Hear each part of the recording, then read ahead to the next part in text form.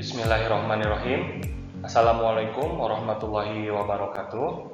Halo mahasiswa Pendidikan Geografi Universitas Samudra Angkatan 2020. Selamat datang pada mata kuliah pengantar filsafat geografi. Di video kali ini saya akan mendampingi kalian untuk memahami materi pertama dalam mata kuliah ini.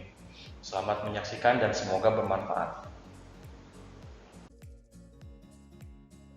Hal pertama yang harus kalian ketahui adalah tujuan perkuliahan pada pertemuan pertama ini.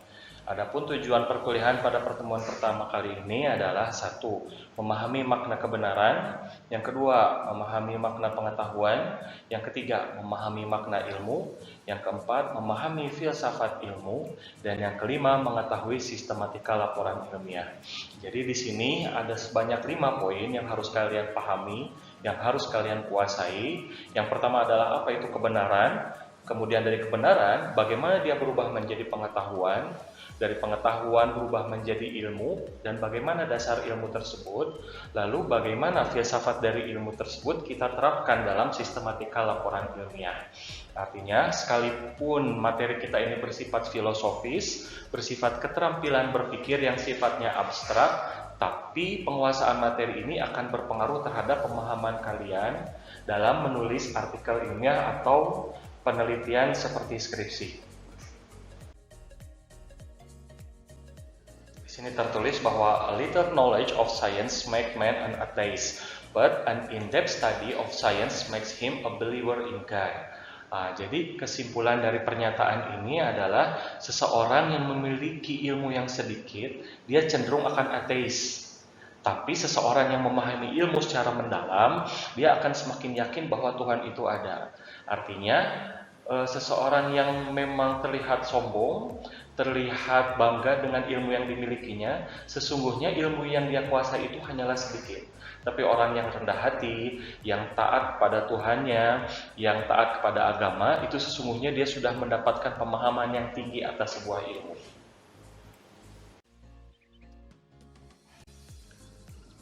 Sekarang yang menjadi awalan dari perkuliahan kita kali ini adalah apa itu benar. Di sini tertulis bahwa menurut Kamus Besar Bahasa Indonesia, benar adalah yang pertama, sesuai sebagaimana adanya atau seharusnya. Yang kedua, betul atau tidak salah. Yang ketiga, tidak berat sebelah atau adil. Jadi kalau nomor 1, sesuai sebagaimana adanya atau seharusnya adalah seperti misalnya kita ambil contoh air yang memadamkan api. Air ketika disiramkan ke api dalam jumlah yang banyak, itu akan memadamkan api. Itu adalah kondisi yang seharusnya. Tidak mungkin ketika misalnya kita menyiramkan air, kemudian disiramkan ke api, kemudian api itu bertambah besar. Berarti itu bukan air, itu minyak kan? Berarti ada yang salah, tidak benar. Kemudian yang kedua, betul, tidak salah. Itu biasanya kita lihat, kita temukan pada soal-soal jawaban atau soal ujian, di mana jawaban yang betul, ada jawaban yang salah. Gitu. Tapi kan kita harus membedakan ya, benar itu tidak sama dengan betul, tidak selalu sama. Karena kalau misalnya kita tambah, misalnya ada pahlawan kebenaran, itu tidak sama dengan pahlawan kebetulan. Beda kan maknanya ya. Kemudian yang ketiga, tidak berat sebelah atau adil, itu benar. Itu menurut Kamus Besar Bahasa Indonesia. Lalu apa itu kebenaran? Ditambah ibuhan ke dan an di akhirnya. Menurut Kamus Bahasa Indonesia, kebenaran adalah keadaan, hal, dan sebagainya yang cocok dengan keadaan hal yang sesungguhnya. Kemudian yang kedua, sesuatu yang sungguh-sungguh atau benar-benar ada. Kalau berdasarkan kebenaran Kamus Bahasa Indonesia ini, ada kemiripan antara hal yang benar dan hal kebenaran. Tapi sesungguhnya kebenaran dan benar itu memiliki makna yang berbeda. Tingkatannya lebih tinggi kebenaran dibanding benar. Jadi sesuatu yang menurut saya benar, belum tentu menurut rekan-rekan itu benar. Begitu juga apa yang menurut kalian itu benar, belum tentu menurut saya itu benar. Gitu. Tapi di balik perbedaan itu semua, kita akan menemukan satu hal yang disebut dengan kebenaran.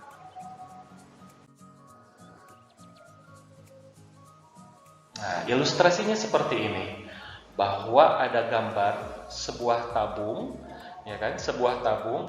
Kemudian di tabung ini kita lihat, nah di tabung ini kita refleksikan satu sisi ke bagian yang menghasilkan bayangan persegi, dan di sisi yang lain menghasilkan bayangan berupa lingkaran. Nah, yang bayangan berupa persegi itu benar, bayangan berupa lingkaran benar juga. Tapi apakah kedua benar itu berbeda? Beda. Nah, karena sebuah kebenaran itu adalah sebuah tabung. Di sini sampai sini mudah-mudahan bisa mendapatkan maknanya ya, bahwa kebenaran itu tingkatnya ada di atas benar. Benar dulu, kebenaran. Jadi hal pertama yang kita lakukan adalah mencari dulu kebenaran. Kemudian setelah itu yang hal pertama yang kita lakukan itu adalah mencari hal yang benar. Setelah itu baru kita mencari kebenaran, gitu ya. Benar dulu, baru kebenaran. This is true and this is truth, kayak gitu ya. Kebenaran dalam bidang akademik. Nah, dalam bidang akademik, kebenaran adalah persesuaian antara pengetahuan dan objeknya. Jadi kalau tadi kan kebenaran menurut Kamus Besar Bahasa Indonesia secara umum, bahasanya itu artinya apa. Nah, tapi dalam bidang akademik, yang namanya kebenaran itu adalah persesuaian. Persesuaian itu hal yang sama antara pengetahuan dengan objeknya. Jadi ada dua hal nih, pengetahuan, objek. Kalau pengetahuan sama dengan objek, itu kebenaran. Kalau pengetahuan tidak sama dengan objek, itu bukan kebenaran. Nah, ilustrasinya seperti ini. Mobil itu berwarna hitam. Seorang anak melihat sebuah mobil yang berwarna hitam. Kemudian anak itu berkata bahwa mobil itu berwarna hitam. Nah, jadi anak tersebut mendapatkan sebuah pengetahuan. Pengetahuan itu di mana dia dapatkan? Dia melihat sebuah mobil. Melihat itu kan berarti ada panca indera, ya kan? Ada indera penglihatan yang menerima informasi, kemudian dia terjemahkan oleh akal pikirannya dan menyebutkan bahwa itu adalah mobil berwarna hitam.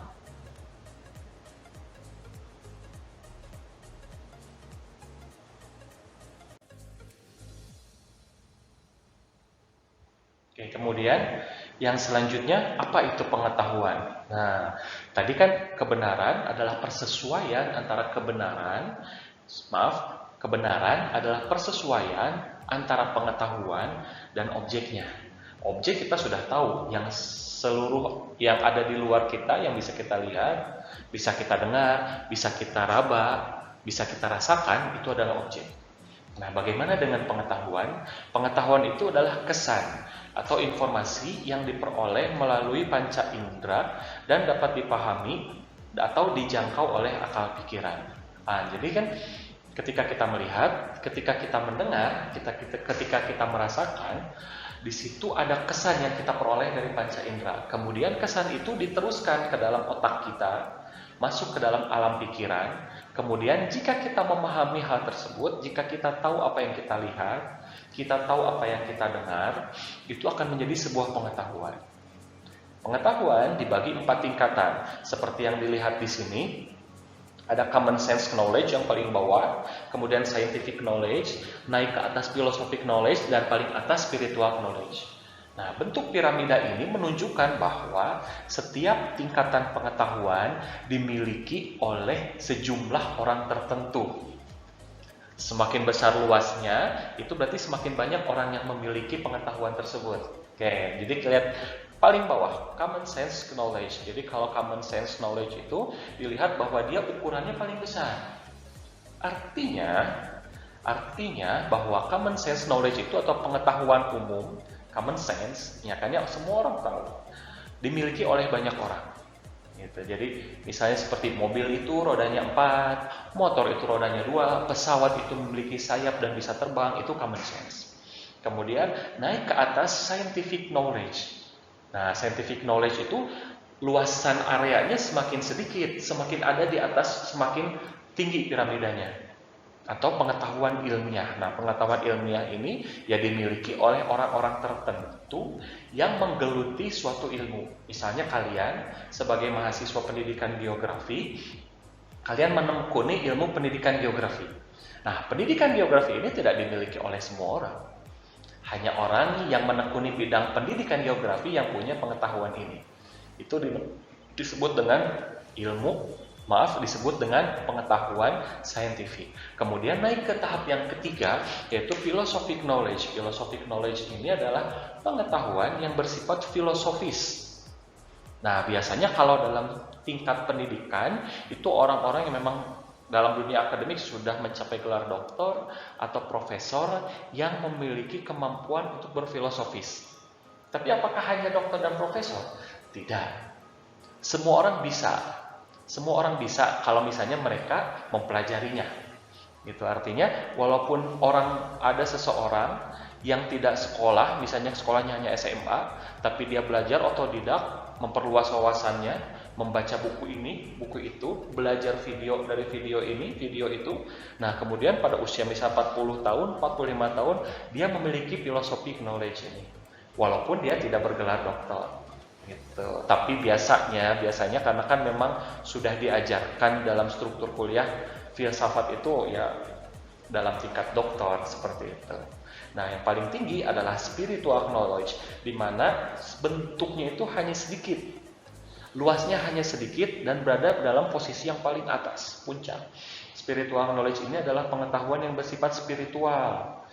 Jadi orang-orang yang memiliki pengetahuan spiritual dalam agama Islam itu bisa disebut nabi dan rasul.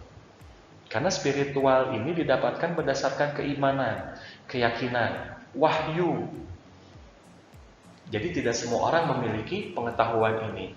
Pengetahuan yang sifatnya berat dan tidak dapat dimiliki oleh sembarangan orang. Nah, dari sini kan kita lihatnya common sense dia paling rendah dan dimiliki banyak orang. Scientific knowledge dia agak sedikit atas, tapi yang memahaminya hanya sedikit, lebih sedikit lagi naik ke atas philosophic knowledge, dan yang paling atas adalah spiritual knowledge. Maka dari itu, setiap kebenaran adalah pengetahuan, namun tidak setiap pengetahuan adalah kebenaran. Ini sedikit bermain kata-kata. Nah, tapi kalau kalian misalnya memahami apa yang saya sampaikan dari awal sampai akhir, ini langsung dapat kalian kesimpulannya. Jadi setiap kebenaran adalah pengetahuan. Karena kebenaran itu adalah pengetahuan yang sesuai dengan objeknya. Kalau ada pengetahuan sesuai dengan objeknya, itu kebenaran. Tapi tidak setiap pengetahuan adalah kebenaran. Ada pula pengetahuan yang tidak sesuai dengan objeknya. Gitu. Jadi kalau misalnya pelangi itu hanya 2 warna, nah itu kan pengetahuan, tapi nggak sesuai dengan objeknya karena pelangi itu memiliki banyak warna. Itu bukan kebenaran. Seperti itu.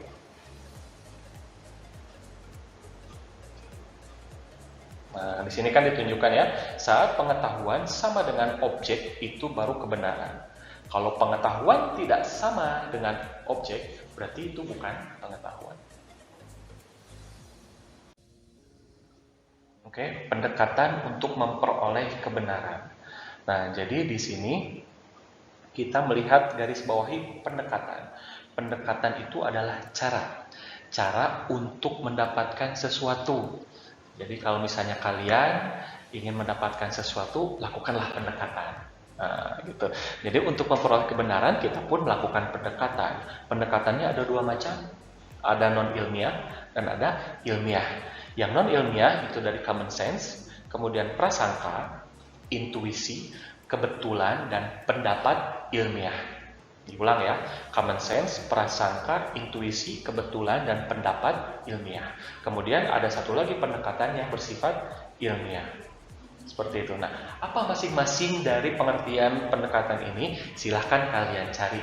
Bisa dari internet, artikel, jurnal. Kita punya banyak sumber belajar melalui internet saat ini yang bisa kalian akses lewat handphone kalian. Nah, dari situ kita sudah belajar apa itu benar, kebenaran. Nah, kemudian pengetahuan yang sesuai dengan objek itu kebenaran. Kemudian di situ ada ilmu. Nah, ilmu adalah pengetahuan tentang suatu bidang yang disusun secara sistematis menurut metode tertentu yang dapat digunakan untuk menerangkan gejala tertentu di bidang pengetahuan itu. Nah, jadi kalau pengetahuan tadi kan kesan yang didapatkan lewat panca indera. Nah, sekarang ilmu adalah pengetahuan yang disusun secara sistematis. Dapat ya perbedaannya ya.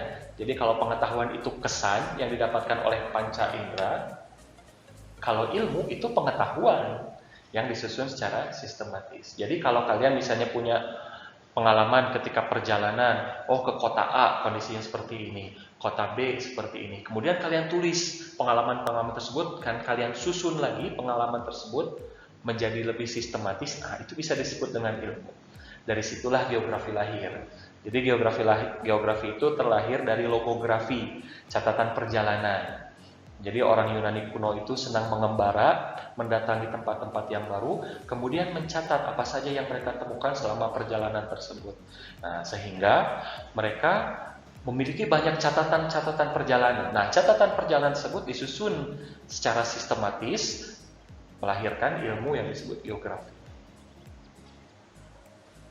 Nah, mikir.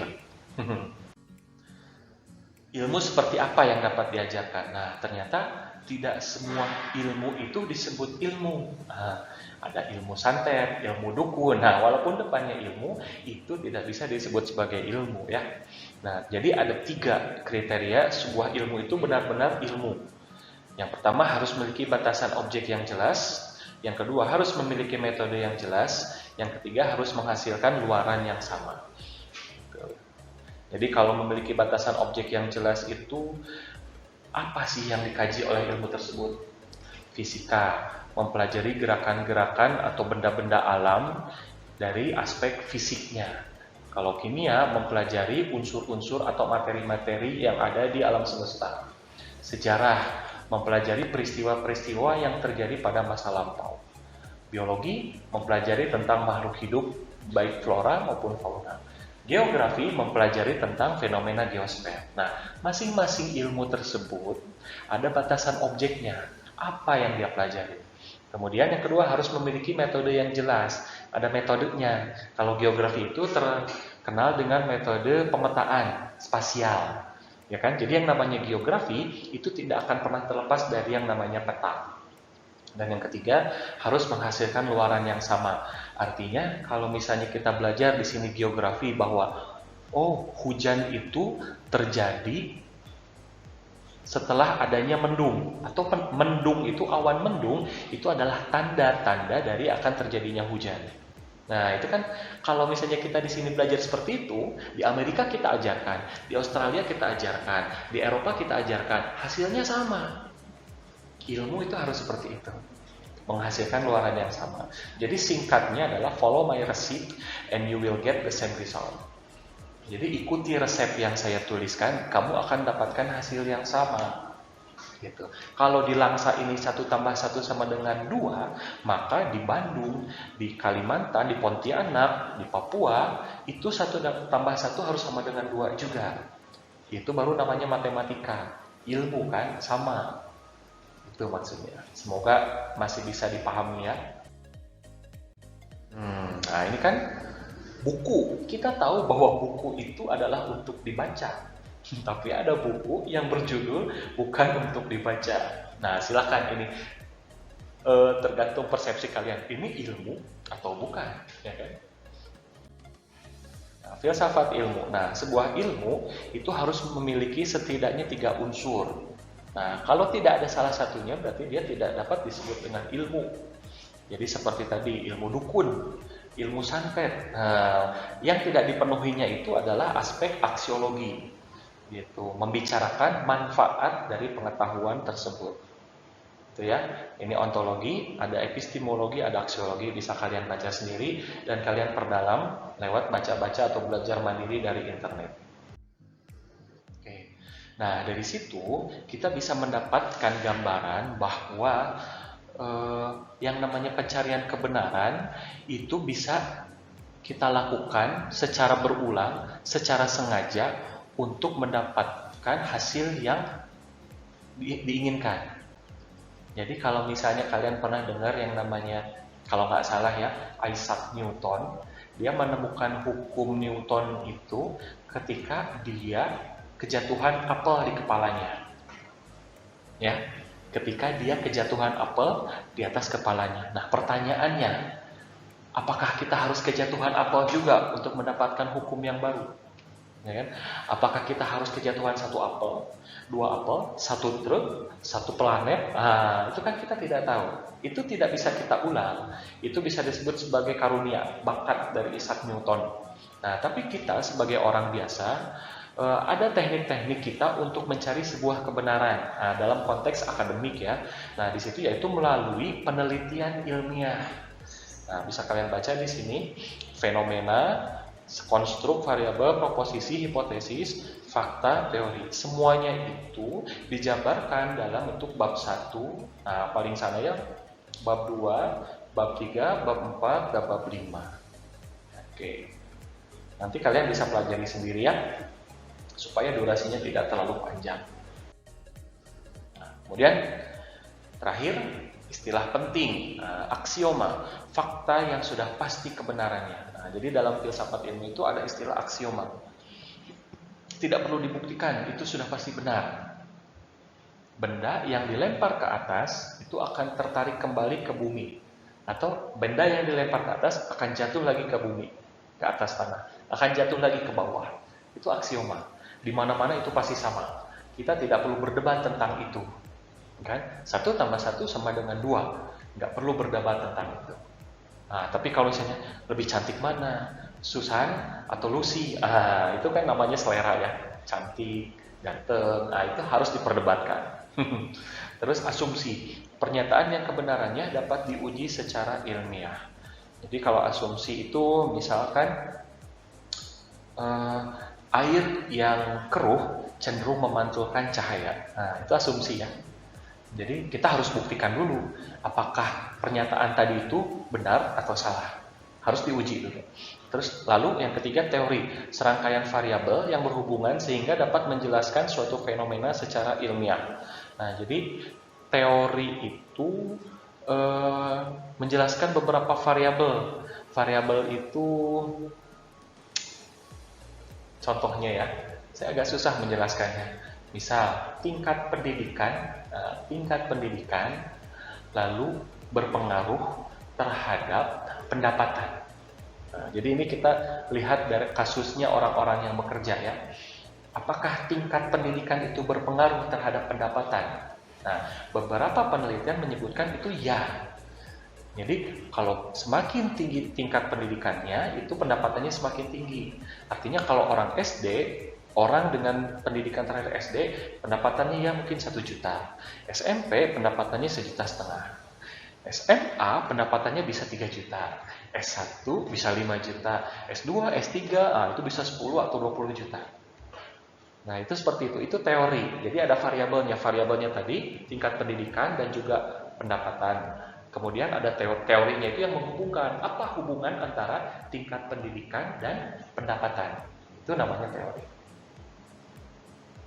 Kalau misalnya dalam geografi, kalian mungkin ingat teori Robert Malthus ya, bahwa jumlah penduduk itu bertambah seiring deret geometri dan jumlah sumber daya alam bertambah seiring deret aritmatika. Jadi variabelnya ada 2, jumlah penduduk, jumlah sumber daya alam. Jumlah penduduk bertambah deret geometri 1, 2, 4, 8, 16, 32 dan seterusnya. Tapi kalau misalnya sumber daya alam itu bertambah seiring deret aritmatika 1, 2, 3, 4, 5, 6 dan seterusnya. Jadi kita simpulkan bahwa manusia itu lebih cepat pertambahannya dibanding sumber daya alam. Itu namanya teori. Oke, 2 lagi postulat, asumsi yang dapat diterima kebenarannya tanpa dilakukan sebuah pembuktian. Nah, ini orang super jenius yang bisa menemukan postulat. Jadi contohnya dari postulat itu adalah postulat Einstein, terkenal, dan kalian pun pasti sudah tahu kan. Rumusnya yang paling terkenal itu adalah E sama dengan mc kuadrat. Energi sama dengan massa dikali kecepatan cahaya pangkat 2. Nah, kenapa disebut postulat? Einstein itu tidak pernah melakukan eksperimen untuk menghitung kecepatan cahaya. Dan sampai sekarang nggak ada yang bisa menghitung kecepatan cahaya itu berapa. Tiba-tiba keluar angka, mungkin bukan tiba-tiba ya, hasil perhitungan Einstein itu 3 kali 10 pangkat 8 meter per second. Artinya sekitar 300.000 meter per detik. 300 kilometer per detik. Dalam 1 detik aja udah menempuh jarak 300 kilometer. Ya mungkin Langsa Banda Aceh 400 ya, sekitar segitulah dalam 1 detik. Kalau kita naik travel 1 malam, tapi cahaya 1 detik. Nah, dapat kecepatan cahayanya itu berdasarkan postulat. Jadi tidak ada alat ukur yang bisa mengukur kecepatan cahaya itu seberapa waktu itu. Entah mungkin sekarang mungkin ada. Tapi waktu itu Einstein tidak melakukan percobaan. Jadi itu namanya postulat, asumsi. Dan ternyata postulat yang diajukan itu adalah benar. Yang dibuktikan oleh bom atom. Gitu. Kemudian yang terakhir adalah hukum.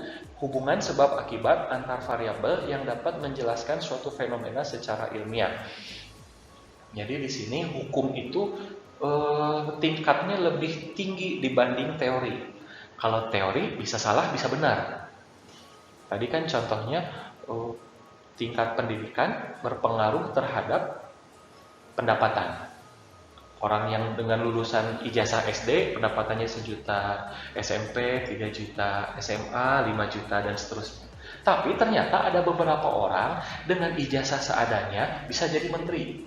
Nah, contohnya Ibu Susi Pujiastuti ya. Nah, beliau kan yang saya tahu itu lulusan SMP. Tapi karena kemampuan belajarnya yang luar biasa, kapasitas dirinya itu membuat dia layak menjadi seorang menteri. Dan bahkan beliau itu pengusaha yang sukses. Nah itu teori, kadang salah, kadang benar. Tapi kalau hukum itu sudah pasti benar. Mungkin kalau dibilang sudah pasti agak susah ya. 99% benar. Contohnya seperti hukum Newton, ya kan, di mana F sama dengan M kali A, atau yang geografi itu hukum Buis-Ballot ya. Angin bergerak dari tempat yang dingin ke tempat yang panas. Itu akan selalu seperti itu. Jadi kalau secara global ada namanya angin pasat itu bergerak dari kutub ke khatulistiwa. Nggak bisa diubah kita dari tempat panas ke tempat dingin, nggak bisa. Itu udah seperti hukum alam. Gitu. Makanya dia disebut dengan hukum. Hubungan sebab akibat antar variabel yang menjelaskan suatu fenomena secara ilmiah. Nah, demikian. Oke, jadi alhamdulillahirrabbilalamin. Semoga penjelasan pada pertemuan pertama kita kali ini bisa bermanfaat untuk kalian.